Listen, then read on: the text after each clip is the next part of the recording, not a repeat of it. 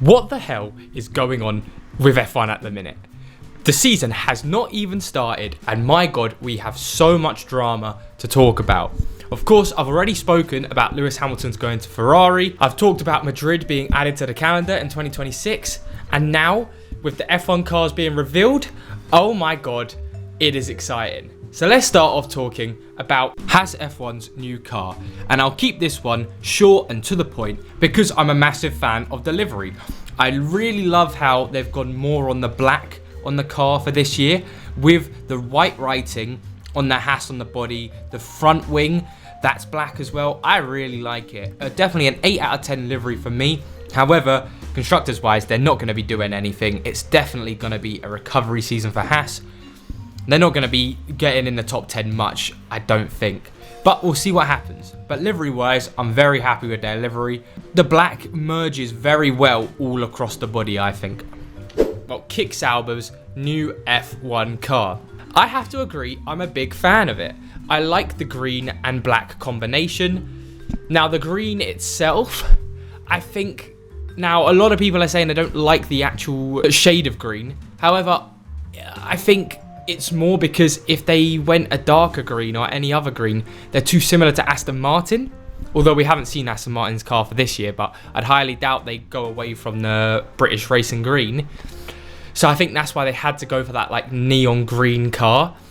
But yeah, I like how the green moves into the black. I've already said I'm not a big fan of Stake being the main sponsor, but overall, I would give that car a 7 out of 10. I think there's going to be better cars on the grids, and I'll talk about some of the better cars. Well, also to state the obvious, there's going to be worse cars as well. Then moving on to Williams, I'm just not that big of a fan of the car they have this season. It's very similar to their car last year. I just think it's a bit boring. It's just multiple different shades of blue. I really wish they would go back to the old either 2013 blue and white combination, or like that 2014 to 2017 era, I believe. They might have had it later than that, where they had white with the like blue lines. I thought that was beautiful, and I'd love them to go back to that sort of look. Or if they even went even further and went back to the 90s with the blue and yellow, I would love to see that on their car. But yeah, for me, it's just not hitting the same. I'd give it a 5 out of 10. It's bang average. Like, it's not bad, but there's nothing crazy about it. And also, they've got a Duracell battery on their car. To be fair, that's actually one of the cool things I think about it, because I think it's such a great way to get a sponsor in, because it actually looks really sick in my opinion. But then we've also got the Mclaren car that got launched a few weeks ago. Now, I'm not being biased or anything, but that's a 10 out of 10 car.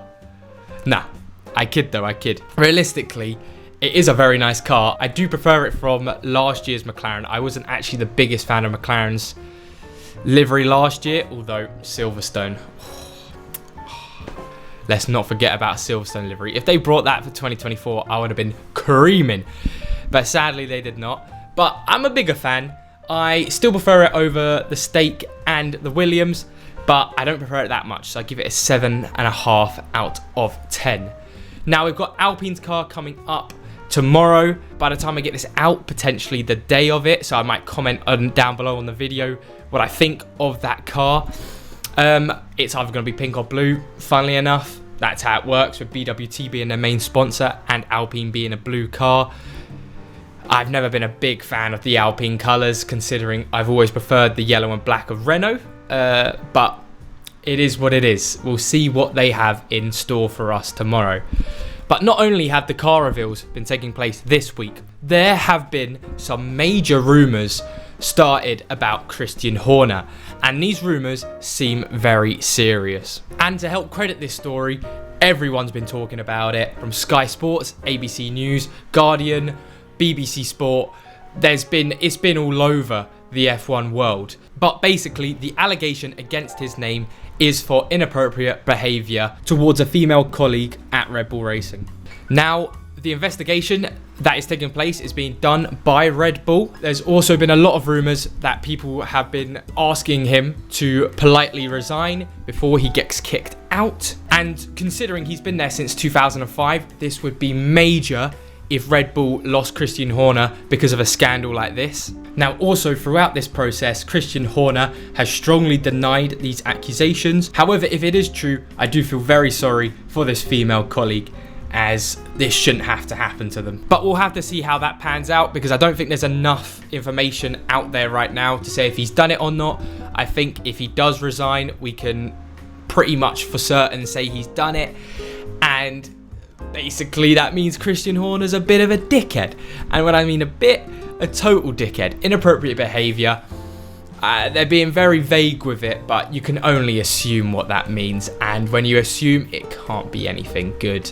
But on an entirely sports look at it, how would this affect F1? Well, for certain, Red Bull would take a massive hit. There's even been talks that Adrian Newey might leave Red Bull if this all comes to light. Without Christian Horner, they've never had a different team principal. Can anyone do what he's done for them?